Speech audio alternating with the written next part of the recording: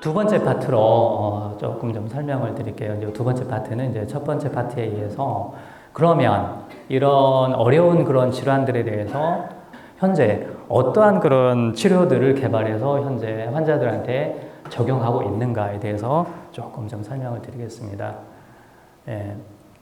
이제 두 가지 이제 치료가 이루어지고 있는데요. 첫 번째 치료는 이제 약물 치료, 두 번째는 이제 수술 치료가 되겠습니다. 그래서 약물 치료로 이제 가장 많이 사용하는 것은 이제 부족해진 그런 도파민을 갖다가 진행에 따라서 점점 증량을 시켜줘야 되기 때문에 이제 도파민 보충제라고 우리가 설명을 합니다. 또 그 다음에 도파민 보충제만 계속 사용을 하다 보니까 A라는 신경에서 B라는 신경으로 또는 흑질에서 선조체로 도파민을 갖다가 보충해줘서 신호 전달을 하게 도와주지만 선조체에서 도파민을 갖다가 받아주는 수용체 자체도 굉장히 피로감을 느끼기 때문에 그래서 이제 도파민 효능제라는 그런 약물을 갖다가 같이 사용하고요.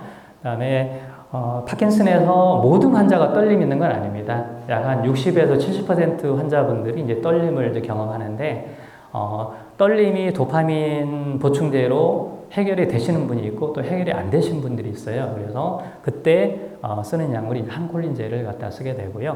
그 다음에 원래 아만타딘이라는 그런 항바이러스 제제는 원래는 이제 도파민 파킨슨 약물로 개발된 건 아니었는데 파킨슨을 가진 환자분들이 바이러스성 인플루엔자에 감염이 됐을 때 그때 우연찮게 항바이러스제 아만타딘이라는 약을 썼더니 운동성 증상이 개선이 되고 이상운동증이 개선이 되더라는 그런 굉장히 이제 흥미로운 그런 사건을 발견하게 되면서 이런 이제 약물에 조합을 시켰는데 이제 그게 이제 항바이러스 제제가 되겠습니다. 그래서 보통 이 네 가지 범주 내에서 지금 약물 치료가 이루어지고 있고요.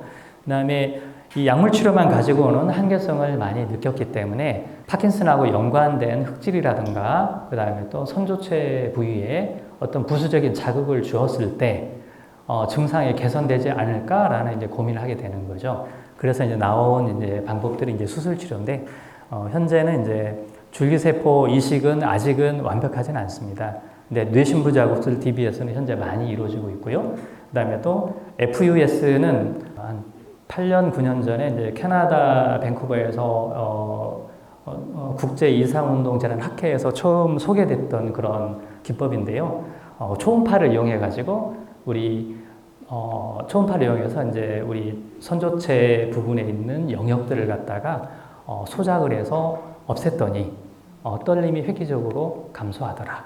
또 인지 기능도 좀 좋아지더라 하는 그런 거를 발견하게 되면서 FDA 승인은 받았지만 아직은 자료가 많이 부족합니다. 그래서 계속 팔로우하고 있는 그런 기법이 되겠습니다.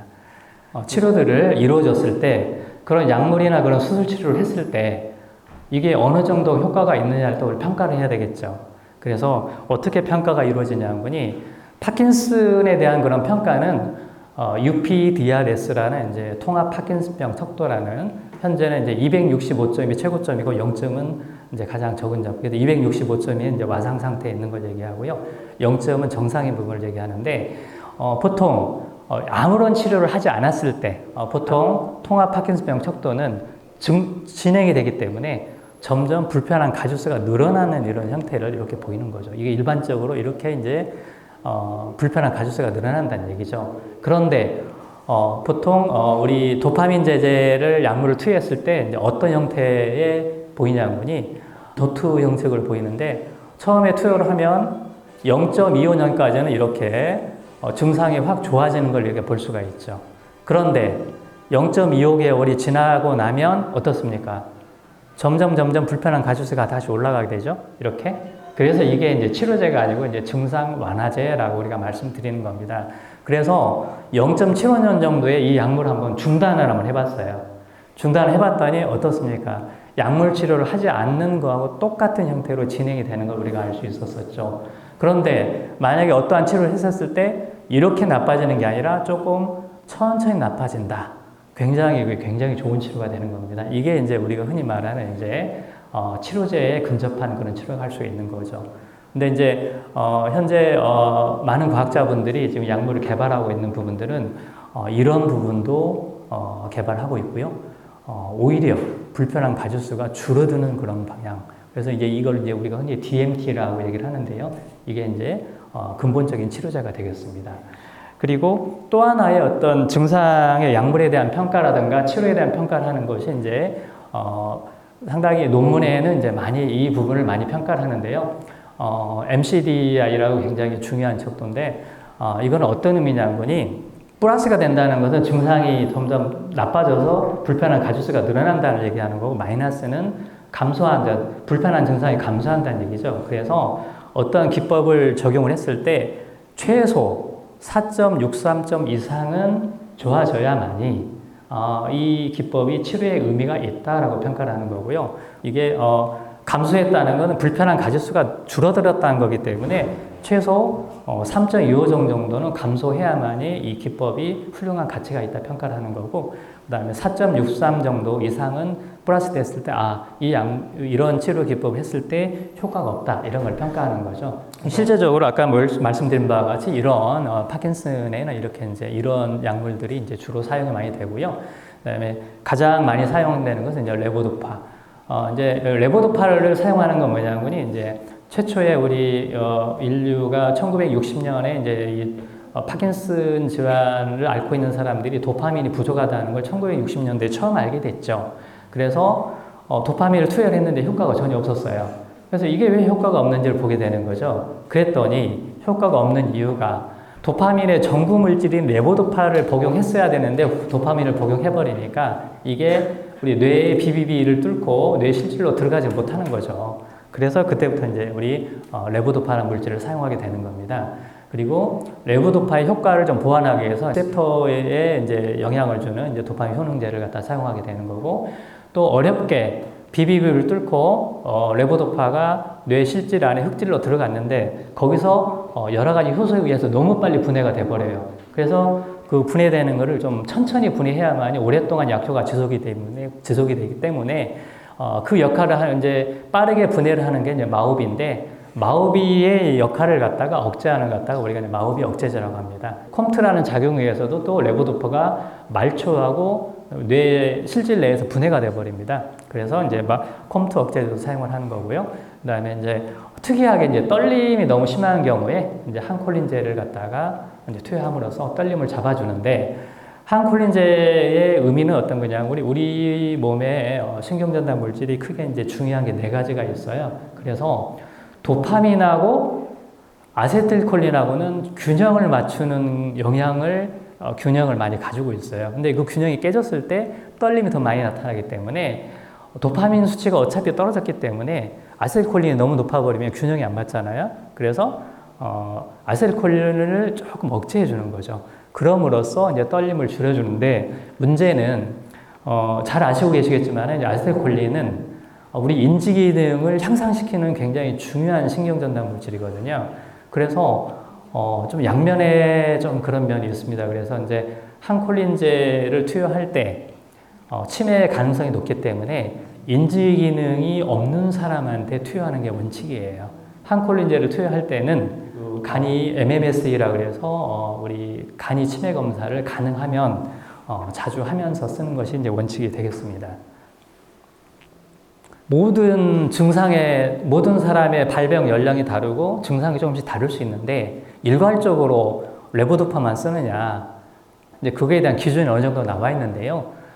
파킨슨으로 진단이 됐다 그래서 무조건 약물 치료를 시작하는 것은 아닙니다.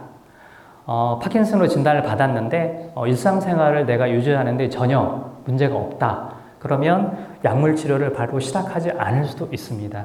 그런데 기능성인 장애가 있고 내가 일상생활을 한다든가 직업을 영위한다 이런데 불편함이 있다면 그때부터 이제 약물 치료를 시작하게 되는데 그때 만약에 증상이 너무 심각하다 그랬을 때 그 다음에 또 증상이 심각하지 않다 또 이렇게 나눠보는 거죠. 그래서 만약에 증상이 심각하지 않다면 레보도파나 도파민부터 쓰는 것이 아니라 마우비 억제제라든지 항콜린제라든지 그 다음에 또 항바이러스제 아만타딘을 먼저 사용하자 이렇게 보는 거고 그래서 증상이 심각하지 않은 상태에 있었습니다. 그런데 증상이 좀 안 좋아져요. 그러면 그때부터 다시 레보도파를 사용하자 이렇게 이제 보는 거고요.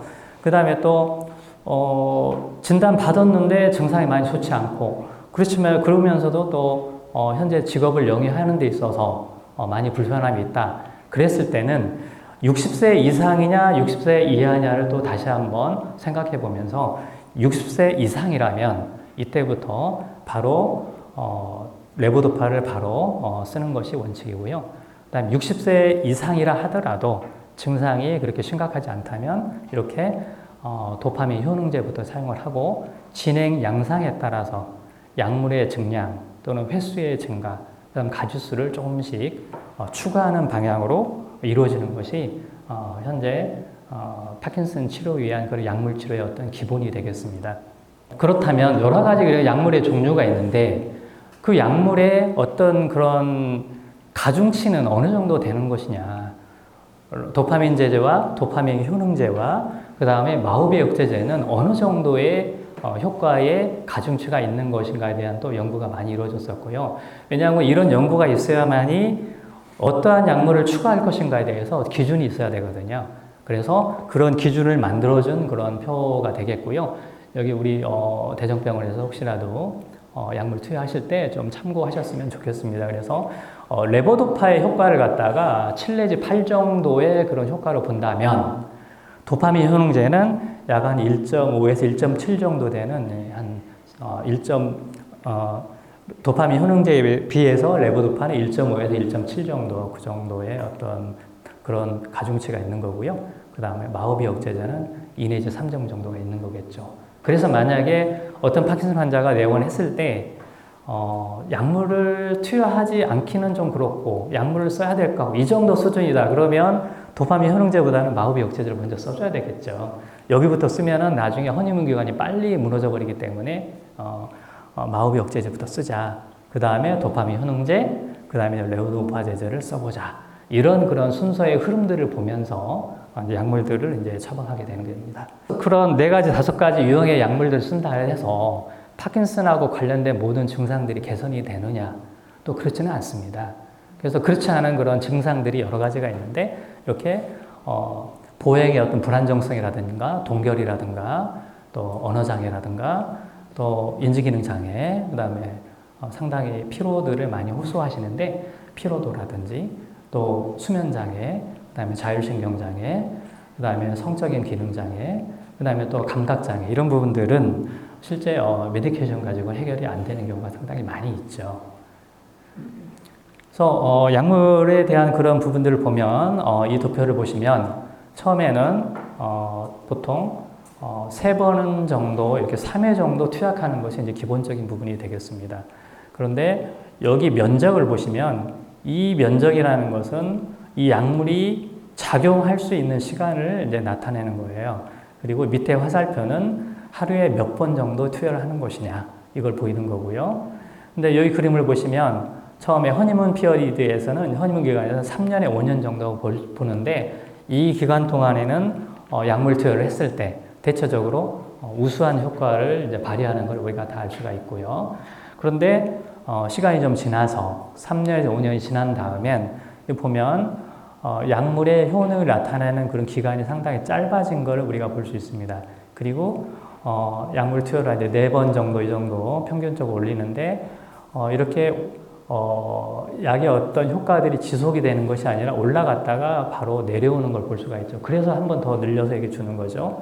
그래서 이제 상당히 이제 진행된 이제 파킨슨 질환이 왔을 때는 횟수도 많이 늘어난 걸 볼 수 있고요. 그다음에 약효가 급속도로 올라가지만 올라갔다가 바로 내려와 버리는 걸 알 수 있고요. 그다음에 또 약효가 약을 복용했는데도 불구하고 약효가 듣질 않아요. 이랬을 때 이제 동결이라든가 이런 동결 현상, 갑자기 몸이 움직이지 않는 그런 현상이 나오는 거고, 그 다음에 또 올라갔다가 급속도로 이렇게 내려버린 거예요. 서든 오프라 얘기하는데요. 갑자기 오프가 와버리는 거죠. 그런 게 문제가 되는 거고. 그런데 문제는 이렇게 너무 약물의 농도가 급속도로 상승되는 그런 경우가 있어요. 또 급속도로 떨어지는 경우. 이런 부분들을 갖다가 이제 우리가 이상운동증이 이제 발생하는 걸 얘기하는데 이상운동증은 이제 파킨슨 증상이 아니라 이제 약물의 부작용으로 인해 나타난 증상인데, 두 가지 이제 이상운동증이 있는데, 이제 최고 용량 이상운동증, 최저 용량 이상운동증이 있어요. 그래서 최고 용량 이상운동증은 온몸이 많이 흔들리는 것을 이제 얘기하는 거고요. 최저 용량 이상운동증은 감내할 수 없는 통증을 얘기합니다. 그래서 이런 이제 약물의 부작용들이 이제 나타날 수 있다 이렇게 말씀드리는 겁니다. 그래서 혈중이 이제 그림 이제 그걸 말씀드리는 건데, 우리 혈중에 있는 그 레보도파의 양이 말씀드리는 거고, 가운데는 그 다음에 이상운동증이 나타나는 거고, 약효가 없는 그런 오프 피어리드, 그러면서 동결과 통증이 나타나는 그런 시간을 이제 말씀드리는 겁니다. 그리고 이제 시술과 수술 이제 좀 간단히 좀 설명을 드리면, DBS가 처음에 출시됐을 때 주로 이제 떨림에 대해서 이제 많이 사용이 됐었죠. 그러다가 이제 좋은 약물들이 나오면서 한때 뇌신부 자극술이 이제 이렇게 좀 가라앉았다가 다시 또 약물에 대한 그런 이상운동증들이나 이런 부작용들이 발견되면서 DBS 수술을 요즘에는 또 많이 하는 그런 추세고요. 그래서 이 DBS의 효과는 여기 보신 바와 같이 우리 선조체에다가 우리 담창부나 그 다음에 또 시상하부핵이나 이 두 부위에다가 이렇게 전극을 이렇게 심고, 그 다음에 피하로 전선을 갖다 연결해서 쇄골 하부에다가 조절기를 갖다가 이렇게 이제 매입을 하는 그런 형태죠. 그래서 이런 형태였을 때 장점은 레보도파나 도파민의 약물을 많이 줄일 수 있다는 장점이 있습니다. 그래서 그 다음에 또 이상운동증을 갖다가 많이 잡을 수 있고 떨림도 억제할 수 있는 그런 장점을 가지고 있습니다. 그렇지만 본질적으로 진행을 느리게 하거나 억제하기는 어려운 그런 또 한계성을 좀 가지고는 있습니다. 그리고 최근에 이제 가장 많이 논란이 되는 거는, 원래 DBS가 처음에 개발됐을 때는 약물로서 조절되지 않는 파킨슨 질환의 떨림에 한해서 FDA가 승인을 했었습니다. 그런데 요즘에는 DBS를 그런 기간 말고 좀 얼리 DBS 하는 게 좀 낫지 않느냐. 그래서 어느 정도 이상운동증이 좀 나타난 시기부터 바로 시작하는 걸 얼리 DBS를 하는데, 초기부터 DBS를 빨리 하는 게 좋느냐, 아니면 최대한 기다리다가 하는 것이 좋느냐에 대한 그런 논쟁이 아직은 많이 있는 편입니다. 그래서 아직은 이 부분에 대한 결론을 아직은 내지는 못하고 있는 그런 추세입니다.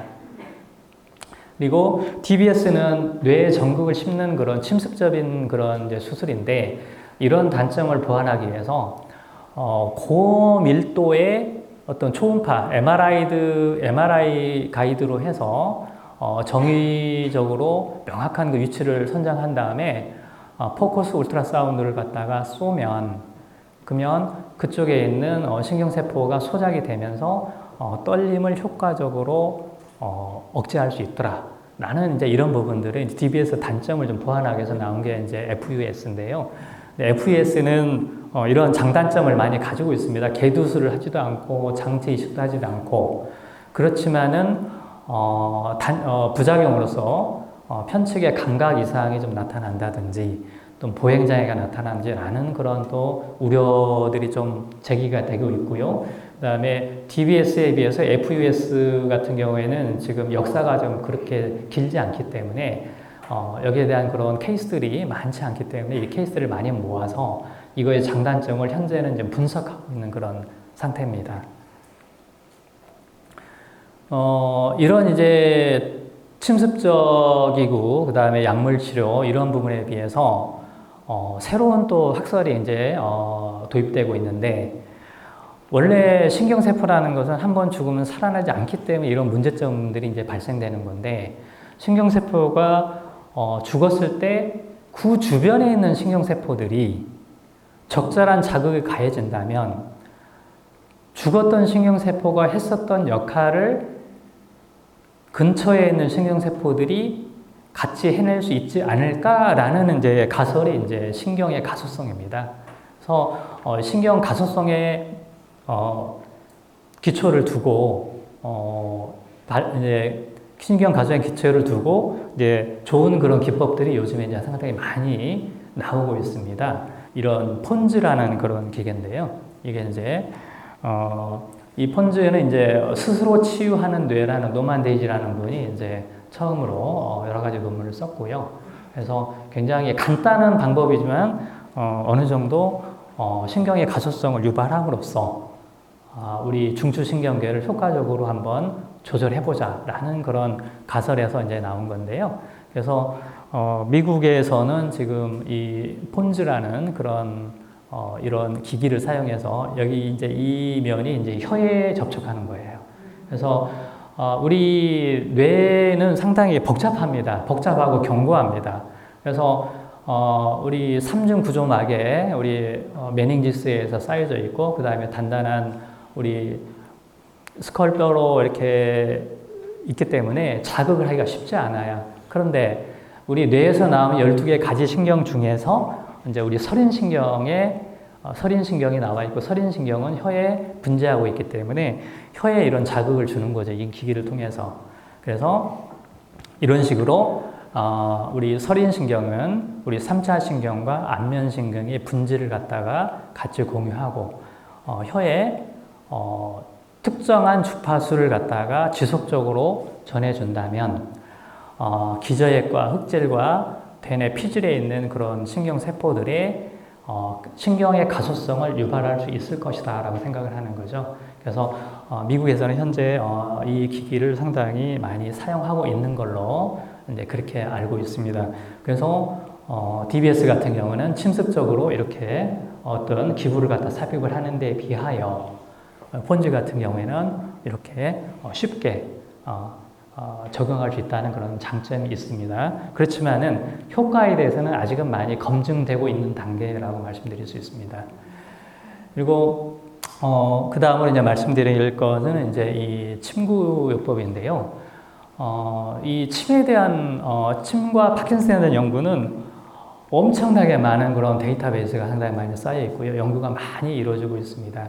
그렇지만 이제 아직까지는 침구요법 단독으로서 파킨슨을 치료할 수 있을까에 대해서는 아직은 퀘스천입니다.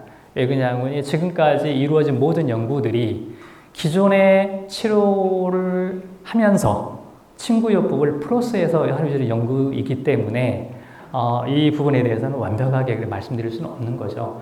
근데 침구 치료가, 침 치료가 파킨슨에 어떤 효과를 어떤 기준에서 발휘하느냐에 대해서 상당히 많이 연구가 많이 되어 있습니다. 그래서 뇌신경 회로의 어떤 서킷에 굉장히 좋은 그런 영향을 주고, 그 다음에 또 도파민 신경세포의 사멸을 갖다가 좀 신경을 보호하는 그런 역할을 해줌으로써 증상 조절에 유의한 효과가 있다라는 것이 지금까지 밝혀진 그런 논문들입니다. 그리고 이 전신계열침은 이제 대한민국의 우리나라에 이제 한의사와 그다음 의사분들이 모여가지고 실제 침 치료를 한번 해봤습니다. 침 치료, 그러니까 기존에 있는 치료를 하면서 그다음에 침 치료를 갖다 병행을 해봤더니 어떤 효과가 있을 것이냐. 이제 대전병원하고 대전대학교 한의과대학, 그다음에 시은한의원, 그래서 이제 이런 분들이 이제 공동 저자로 참여해가지고 한번 연구를 해봤었는데요.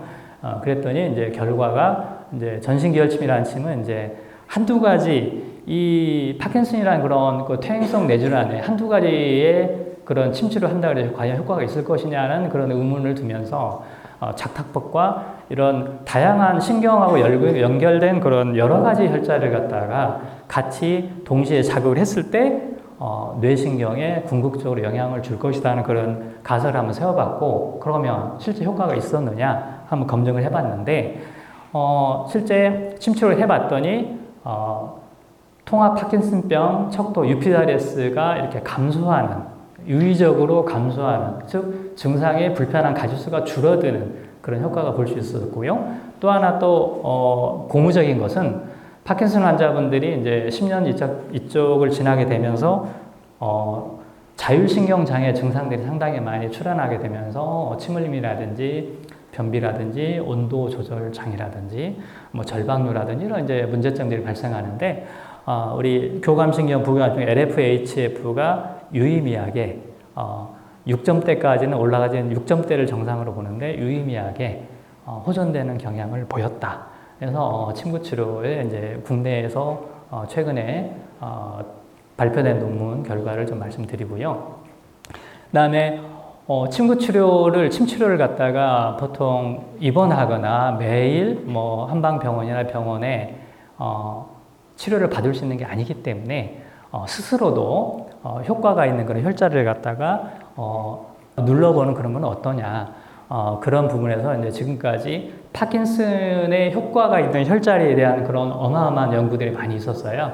그 중에서 한 10가지 정도 혈자리가 있었었는데 그 중에 가장 효과적인 혈자리가 이제 백회혈하고 양릉천, 족삼리, 태충이었죠. 그래서 이런 혈자리를 갖다가 스스로 눌렀을 때 효과가 있었느냐, 어느 정도는 효과가 있었다, 어떤 효과가 있었느냐, 통합 파킨슨병 척도 불편한 가지수가 유의미하게 줄어드는 불편한 가지수가 줄어드는 효과가 있었다. 그다음에 또 우리 파킨슨 환자분들 테스트할 때 우리 태핑 여기 하죠. 이게 얼마만큼 잘하냐 못하냐 때 이런 태핑의 어떤 그런 효과도 상당히 괜찮은 효과를 보였었다라는 그런 논문들이 있었기 때문에 응용해 볼 만한 그런 가치가 있다고 이제 판단이 되고요. 태충혈은 첫 번째하고 두 번째 발가락 그 사이에 있는데 그 사이를 갖다 쭉 따라 올라가다 보면 딱 멈추는 부분이 있죠. 여기가 태충혈이고 족삼리혈은 우리 경골하고 비골이 만나는 그 부분에 있는 혈을 족삼리혈이라고 하는데 이 부분이 이제 가장 응용이 많이 되고 있는 그런 혈자리가 되겠습니다. 그 외에 이제 지금 두개천골 춘하가 그럼 과연 파킨슨의 효과가 있을 것이냐 이 부분에 이제 많은 연구들이 많이 있었었는데요. 우리 뇌는 특이하게 우리 몸무게의 한 20분의 1 정도, 그래서 평균 한 1.5kg 정도 되는데 60kg 성인이라고 가정했을 때 뇌는 무게가 20분의 1 정도밖에 안 되기 때문에 5%인데 실제 뇌가 사용하는 에너지는 20%를 씁니다. 그래서 대부분 머리 아픈 이유가 뭐냐면 열받아서 그런 거거든요. 과부하가 걸리는 거거든요. 그러면 우리 인체는 과부하가 걸리게 가만히 놔두질 않아요. 과부하를 해결할 수 있는 그런 시스템이 다 마련되어 있는, 마치 자동차의 냉각기처럼. 그게 뭐냐면 이제 CSF죠. CSF, 뇌척수액인데 우리 뇌진화와 관련된 퇴행성의 뇌진화와 관련된 모든 부위를 갖다 순환하면서 척수를 따라서 흐르고 올라가고 하는 걸 보실 수가 있죠. 그래서 만약에 CSF를 조금 더 활성화를 시켜준다면 조금이라도 도움이 되지 않을까 해서 이제 두개천골요법을 임상에 상당히 많이 사용하고 있죠. 그래서 이제 이 5가지 정도 쓰는데 우선은 이제 CRI하고 CV4를 가장 많이 사용하는데요. CRI를 하는 건 뭐냐면 우리 경추 1번 같은 경우에는 항상 두개골하고 연접돼 있어서 얘들이 유착이 돼버려요. 유착이 돼서 CSF를 막아버립니다. 그래서 우리 CRI를 갖다가 이제 해주는 거고요. 이거는 이렇게 수기요법으로 하기도 하고 이런 식으로 기구를 사용하기도 합니다. 이렇게 하고 그다음에 이제 CV4 같은 경우에는 우리 우리 인간의 뇌에는 뇌실이 있는데 뇌실이 이제 4개가 있어요. 그리고 그 중에서 이제 제4 뇌실이 많이 척수액을 따라 흘러나려야 하는데 제4 뇌실에서 많이 정체가 됩니다. 그래서 제4 뇌실을 갖다가 압박하는 거죠. 이름으로써 CSF의 흐름을 갖다가 원활하게 해준다 이런 거고요. 그 다음에 이 그림은 이제 천골 내려오긴 내려왔는데 다시 또 올라가야 되잖아요. 그래서 천골을 갖다가 자극하는 그런 춘환을 통해서 이렇게 뇌척수의 흐름을 원활하게 해준다. 이런 이제 기법들입니다. 그리고 그러면 이제 원인부터 사실은 설명을 했어야 되는데 이제 여기 이제 파킨슨병 원인에 대해서 이제 다시 한번 이제 요 부위에 설명한 이유가 있습니다. 그래서 현재 안타깝게도 아직까지는 이제 파킨슨병 원인이 밝혀지지 않았기 때문에 근본적인 치료제가 없는 거죠. 그런데 이제 추정을 하는 거죠. 이렇게. 그래서 파킨슨병의 원인으로 작용하는 것들이 4가지의 팩터가 있을 것이다. 4가지 큰 요소가 있을 것이다 보는 거죠. 그래서 우리가 삶을 살아가는 그 라이프 스타일 중에서도 환경적인 요인에 의해서 파킨슨병을 발병할 수 있다는 거죠. 그게 뭐냐면 이제 뭐 하고 있습니까? 지금 물 주는 게 아니고 이제 제초제 뿌리는 거거든요. 그래서 저희 환자분 중에서 뭐 이렇게 그렇게 표현하신 분이 있어요. 이렇게 뭐 이렇게 과수 농사를 하면서 농약으로 목욕할 정도로 그렇게, 물론 이제, 우리 가족력을 봤을 때 유전형이 없었었어요. 근데 또 우리 문진을 해봤을 때 특별한 발병 동기가 없었는데, 이제 대규모 과수 농가를 하면서 그랬다. 그래서 실제적으로 이제 살충제 제초제는 이제 파킨슨병 위험 요소입니다. 이렇게 보는 거고요. 두 번째는 이제, 노화로 인해서 점점 이제 노화로 인해서 이제 노화도 굉장히 중요한 그런 요소다. 그다음에 이제 유전자는 이미 이제 많이 파킨슨병 관련 유전자는 많이 이제 밝혀져 있는 상태고요. 그래서 유전적인 그런 요소도 가지고 있다. 그다음에 우리가 모르는 요소도 분명히 있다는 얘기죠. 이런 부분들이 이제 외형적인 요소고, 그러면 이런 부분들로 인해 가지고 이제 내형적으로, 내부적으로 이제 병리 기전이 나오는 거죠.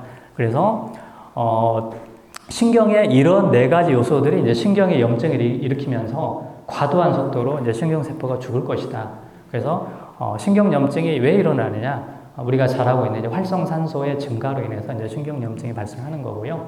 그다음에 모든 세포에는 이제 에너지를 만들기 위해서, ATP를 만들기 위해서 이제 미토콘드리아의 호흡 기능이 원활하게 작동을 해야 되는데, 미토콘드리아 호흡 기능이 이제 작동을 안 하는 거죠. 그래서 세포가 죽는 거고요. 그 다음에 우리 몸에서 사용하고 남은 그런 단백질들이 있는데, 그 단백질을 갖다가 외부로 배출을 해야만 신진대사가 세포도 되는 거거든요. 그런데 파킨슨 환자분들은 이 오토파지 기능, 단백질이 못 쓰게 된 단백질을 갖다 청소를 해줘야 되는데 청소를 못 하는 거예요. 그래서 이 못 쓰게 된 단백질이 뇌에 막 축적이 되는 거죠. 그렇기 때문에 살아있는 신경세포도 계속 죽어버리는 거예요. 그래서 이제 이 오토파지 기능이 이제 문제가 되고 있고요. 그 다음에 이제 요즘에 가장 핫한 것은 이제 뇌신경세포 안에 정상적으로 있어야 할 알파시누클레인이라는 단백질 자체가 돌연변이를 일으키면서 응집이 되고 루이바드라는 그런 큰 덩어리를 만들면서 얘들이 점점 전이 되면서 정상적인 신경세포가 죽어버리는 거예요. 그래서 이제 요즘에 이제 치료제를 만들고 있는 그런 모든 기능들은 이런 청소 기능을 하는 오토파지 기능을 강화시키든지, 또는 신경염증이나 활성산소를 제거해 주든지, 또는 미토콘드리아의 기능을 정상화시켜 주든지, 그 다음에 비정상적으로 응집된 알파시누클레인을 제거하던가, 또는 이 세포에서 저 세포로 전이되는데 전이를 막아주거나, 또는 비정상적으로 인기에 뭉쳐진 알파시누클레인을 갖다가 제거해주거나, 이런 부분들이 이제 앞으로 이제 근본적인 치료제의 영역이 될 수가 있는 거죠. 그래서 이런 데 이제 많은 부분이 이제 집중이 되어 있고요. 이 논문은 이제 제가 2015년에 이제 쓴 논문인데, 그러면 제가 개발한 그런 헤파드란 그런 한약 복합 추출물이 어떠한 효과를 가지고 있을 것이냐. 그래서 앞서 말씀드린 이런 네 가지 요소에 어떤 영향을 미칠 수 있느냐에 대한 그런 평가를 한번 해본 거고요. 그랬더니 실험적으로 봤더니 이렇게 활성산소를 농도 의존적으로 많이 줄일 수 있었다는 것을 이제 확인할 수 있어서, 어느 정도 약물의 유효성이 있을 수 있겠다는 것을 1차적으로 확인했고요. 그러면 실질적으로 도파민을 만들어내는 그런 신경세포를 유의미하게 덜 죽게 하거나 증가시키는 그런 효과가 있을까라는 이제 의문을 가지게 됐고요. 그래서 실험을 해봤더니, 우리 이제 엘도파, 우리 기본적으로 파킨슨병의 표준 치료제로 사용하는 거하고 비교 연구를 해봤는데, 우리 헤파드를 썼을 때 엘도파에 비해서 상당히 괜찮은 그런 성적을 나타내는 걸 우리가 알 수 있었어서, 도파민을 만들어내는 신경세포에 유의미한 그런 효과를 가지고 올 수 있구나라는 걸 확인할 수 있었습니다. 그러면 도파민성 신경세포가 만약에 활동성이 늘어나거나 덜 죽게 된다든가 이랬을 때, 그러면 실제적으로 도파민의 레벨이 올라갈 수 있느냐, 그 부분을 이제 또 확인해 보려고 했었고요. 그 다음에 돌연변이 알파시누클레인이나 돌연변이 단백질이 점점 늘어나면서 루이바드라는 그런 이상 단백질 응집체를 만들고, 루이바드라는 그런 돌연변이 단백질 응집체가 점점 늘어나게 되면서 정상 세포들이 이렇게 죽게 되는 것이 파킨슨이거든요. 그랬더니 헤파드라는 그 약물을 썼었더니 이렇게 레보도파를 썼을 때 이 정도 약간 보호하는 측면이 있었어요. 그런데 헤파드를 썼더니 위에 있는 군에 비해서 상당히 루이바디가 상당히 줄어든 것을 우리가 이제 확인할 수 있었습니다. 그래서 어느 정도 헤파드라는 그 약물 한약 복합 추출물이 가능성이 있다는 우리가 확인할 수 있었고요. 그래서 실제적으로 한번 도파민 레벨도 한번 봤었고요. 그랬더니 도파민 레벨도 상당히 증가하는 걸 볼 수 있었고, 그 다음에 대부분 파킨슨 환자분들은 도파민 신경세포만 파괴되는 것이 아니라 감정을 조절하고 우울증이 높아지지 않는 그런 세로토닌성 신경세포들도 부수적으로 파괴가 되면서 우울증이 많이 오게 되는데, 헤파드라는 약물을 투여했더니 우울증에 대한 그런 약물, 신경전달 물질인 세로토닌의 수치가 증가하는 걸 볼 수가 있었습니다. 그래서 이제 이러한 결과를 이제 바탕으로 해서요, 2016년에 파킨슨 질환의 예방과 치료에 대한 그런 아이템으로 효과를 입증받아서 국내 특허를 받았고요. 2021년에 이를 기반으로 하는 그런 방법 특허를 획득하였고요. 그 다음에 세부 기전 특허를 2023년에 획득했고요. 2023년 8월에 물질 특허를 획득했고요. 그 다음에 2021년에 이제 FDA 이제 등록까지 이제 마치면서 이러한 약물들을 통해서 파킨슨 질환에 조금이라도 도움이 될 수 있는 그런 천연물 신약이나 신약이나 보조제나 이런 방향성들을 계속 탐구하고 있습니다. 그래서 알파시누클레인이 세포에 이렇게 있어서 이런 식으로 전혀 변이되지 않는 그런 식으로 있어야 되는데, 외부적인, 내부적인 그 문제가 생기면 이런 식으로 형성이 되면 이렇게 접혀버립니다. 이렇게. 이게 단백질이 접히면서 얘들이 응집이 돼버려요. 그래서 응집이 되면 이제 필라멘트를 만들고, 이런 응집된 부분들 필라멘트들이 이제 점점 늘어나면서 신경세포가 죽는 거고요. 그런데 이 세포에만 있어야 되는데 마치 암처럼 전이가 되어버립니다. 그래서 다른 신경세포로 또 알파시누클레인 변이가 전이가 되는 거죠.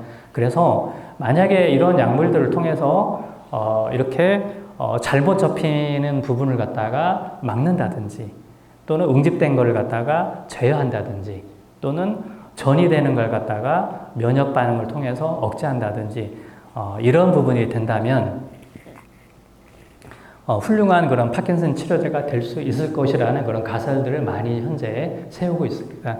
그래서 저희 이제 연구진도 지금 헤파드를 투여함으로써 알파시누클레인은 이제 140여 개의 어떤 그런 접혀지는 그런 부위가 있는데, 그런 그 접혀지는 그런 부위에 우리 약물들이 어디 부위에 접힘을 갖다가 억제할 것인가, 또는 전이를 억제할 것인가, 이런 부분들에 대한 그런 연구를 지금 진행하고 있습니다.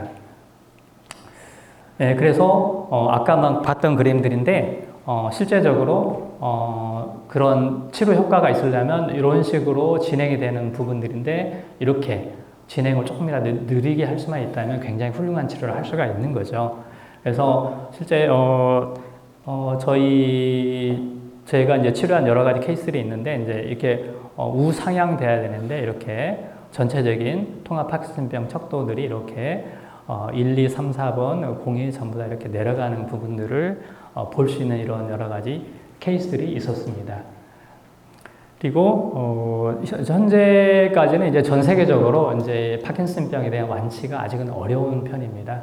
그런데 이제 진단받고 이분을 보면 이제 이분이 이제 2009년에 이제 진단을 받고 2009년 9월에 받고 이제 저희 클리닉에 이제 바로 오신 분인데, 이렇게 진단받고 이제 바로 오셔서 다학적 치료를 같이 병행한다면, 이렇게 증상이 너무 호전이 되셨기 때문에 이제 이렇게 복용 중인 리큐비라든지 이런 약물들을 갖다가 이제 이렇게 줄이거나 그래서 상당히 호전된 케이스들을 여러 명 이렇게 볼 수가 있었고요.